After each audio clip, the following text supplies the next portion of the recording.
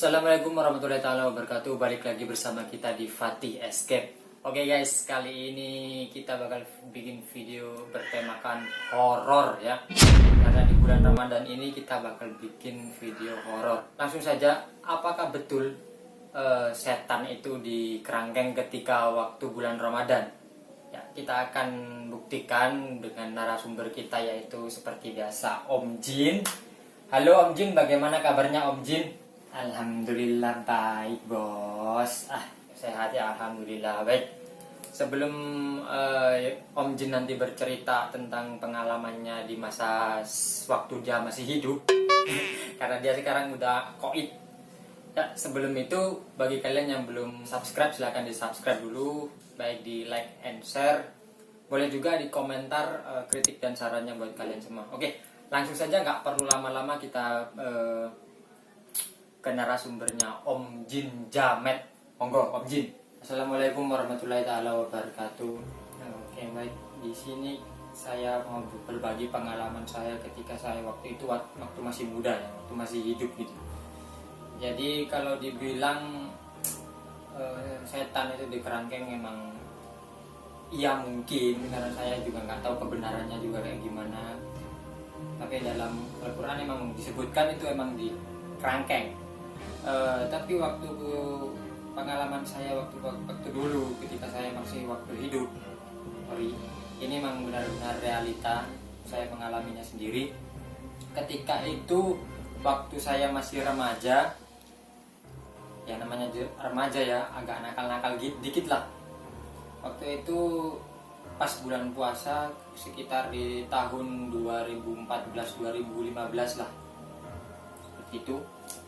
Jadi waktu itu sebenarnya waktu sholat tarawih, tapi saya malah keluar, keluar bareng cewek gitu ya.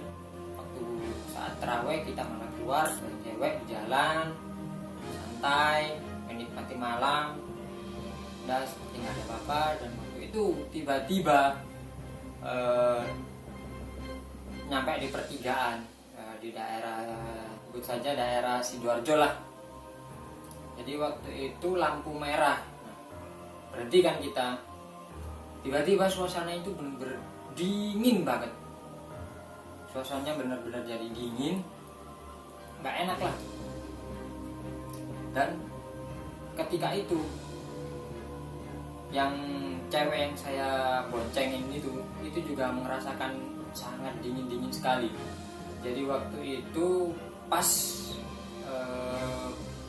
lampu sudah mulai menyala kuning, kita siap-siap kan. Pas lampu waktu hijau langsung kita jalan. Jalan belum nyampe sekitar 5 meteran lah, sekitar 5 meter di situ. Tiba-tiba saya ada ngerasa, kok kayak ada yang merhatiin gitu ya. Samping kiri jalan, kayak ada yang merhatiin. Langsung kita jalan terus. Di situ saya berangan-angan, yang merhatiin tadi itu siapa ya? Kelihatannya kayak tinggi banget, sekitar 3 meter lah. Rambutnya gondrong segini, gondrong. Itu kalau pas saya ngerasa sekilas ngelihatnya itu nggak nampak mukanya. Baju putih, tapi agak melayang nempel di tembok gitu. Pas dapat jarak dari situ sekitar 5 kilometeran, udah mau nyampe tujuan, cewek yang saya bonceng tiba-tiba nangis sejadi-jadinya. Nangisnya itu di tempat gelap, dan dia minta berhenti di tempat yang agak terang. Pas kita berhenti di tempat agak terang, saya tanyain, kenapa nangis, kok tiba-tiba nangis? Dia nggak ngomong. Sampai pertanyaan sekitar 5 kalian baru dia ngaku bahwasanya pas di lampu merah tadi yang kita berhenti terus kita jalan, dia itu melihat sosok yang saya lihat tadi. Sebenarnya saya nggak ngelihat langsung, cuman sekilas aja itu tahu dia itu sebenarnya ngelihat banget bahwa makhluk itu benar-benar tinggi, sekitar 3 meteran, rambut gondrong itu sama yang apa saya sekilas tadi, terus baju putih, dan makhluk ini itu ngeliat terus sama cewek yang saya gondrong, itu ngeliat terus, ngeliat sampai tiba-tiba hilang. Jadi dia ketika dilihatin makhluk itu, dia tuh terdiam, sediam-diamnya. Pantes kok gak ada suaranya dari tadi sebelum lampu merah tuh dia ngoceh, padahal ngoceh banget. Pas ketika itu langsung saya tanya, kenapa dilihatin sama makhluk itu, makhluk yang tinggi besar tadi, kayak dendam gitu. Terus gimana ini, kayak nangis terus, bingung. Ya udahlah, daripada bingung kamu yang antar pulang, kita nggak jadi keluar. Oke, langsung saya antar pulang. Tapi di situ posisi masih nangis banget, nangisnya kayak masih diikutin gitu. Udah nyampe rumahnya, ntar dari tenangin, minum air putih juga, itu minum teh juga, udah selesai urusan, saya pulang. Percaya nggak percaya, ini di bulan puasa, di bulan Ramadan itu ketika waktu sholat tarawih. Mungkin ini kesalahan kita, harusnya sholat tapi malah keluar. Jadi setelah itu saya langsung pulang ke rumah. Pas di jalan waktu kita ketemu makhluk itu tadi, kena lampu merah lagi saya. Di situ saya nggak mau sedikit pun nggak mau ngelihat ke arah yang waktu itu kita ketemu sama makhluk itu tadi. Saya sama sekali nggak mau ngelihat. Ya ada perasaan takut lah pasti ya. Pas itu lampu hijau, jalan. Di situ saya kaget. Ternyata di seberang jalan dengan makhluk yang tadi kita lihat itu ada kuburan ya, makam Islam, makam penduduk situ lah, makam desa. Tapi ada makam khusus itu yang panjang banget, mungkin setara dengan panjang makhluk yang tadi. Tapi saya nggak mau menuduh ini mungkin dari situ, enggak lah, karena ada kuburan gitu tadi. Saya merasa kaget. Udah langsung pulang ke rumah. Sampai rumah udah santai, langsung keesokan harinya saya kerja. Kebetulan kerja saya agak jauh dari tempat itu, cuman satu arah dari tempat dimana kita ketemu makhluk tersebut. Cuman nggak pernah lewat situ, tapi lewat jalan lain. Nyampe tempat kerja saya bercerita sama teman. Saya nggak nanya kabar cewek tadi, gimana kabarnya, nggak nanya. Cerita sama teman, kata teman, kok bisa ini bulan Ramadan terus kondisi kamu itu di jalan raya rame banget tuh, emang gak ada yang lihat lagi? Ya kalau makhluk halus itu menampakkan dirinya itu ke orang-orang khusus, nggak semua orang bisa ngelihat. Misal kita berkumpul 6 orang terus ada makhluk halus, itu paling yang lihat cuma 1 orang atau 2 orang, nggak mungkin semuanya kayak gitu. Jadi teman pada nggak percaya semuanya. Oke lah. Cuman habis itu ada salah satu teman bilang, bukannya di sana tuh ada kuburan atau makam keramat ya? Iya, aku bilang ada, kemarin aku lihat. Ya emang di situ keramat. Ya tapi emang nggak mau dulu sih, mau berangan-angan ini itu. Bilangin aja lah.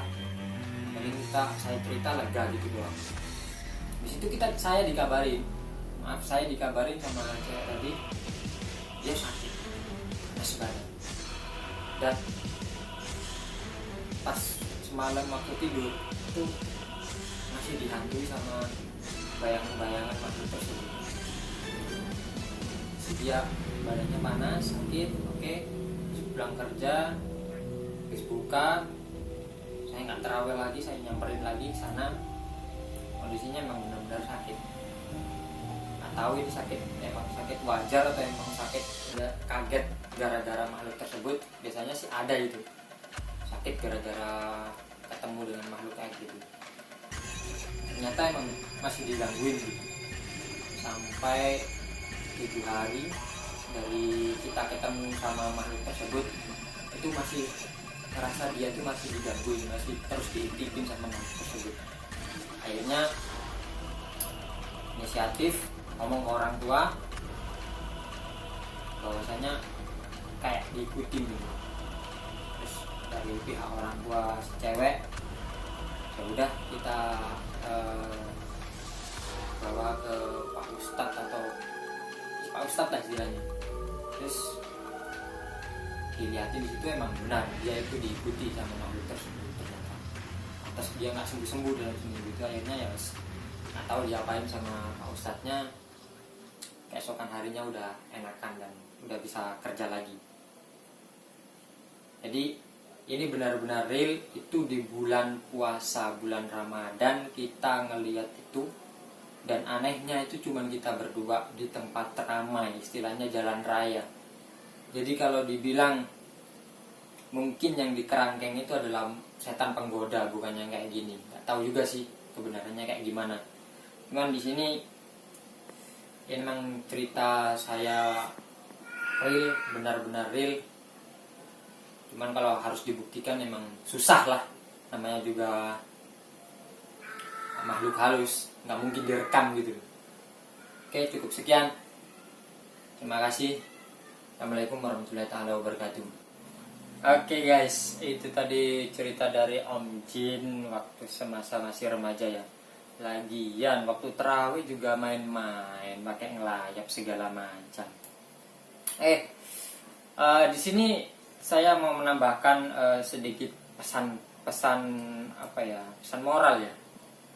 Jadi baiknya kalau emang lagi waktu sholat tarawih, ini kan lagi bulan puasa juga, itu sebaiknya sholat dulu lah. Habis tarawih itu baru jalan-jalan kemana, nggak masalah kan. Jadi ini sebenarnya ini sebuah teguran juga lah buat Om Jin waktu dulu ya. Tapi kan sudah terjadi, mau gimana lagi. Ini pesan aja buat kalian, kalau mau jalan-jalan mumpung ini bulan Ramadan, jadi selesaikan dulu sholat tarawehnya, karena satu tahun itu cuma satu kali. Jadi habis itu baru kalian jalan-jalan, nggak masalah, mau belanja mau apa kek. Jadi seperti itu pesannya dari saya. Semoga dari cerita Om Jin tadi bisa menginspirasi kita atau memperbaiki diri kita masing-masing, baik saya pribadi. Oke, cukup sekian video dari kita. Assalamualaikum warahmatullahi wabarakatuh.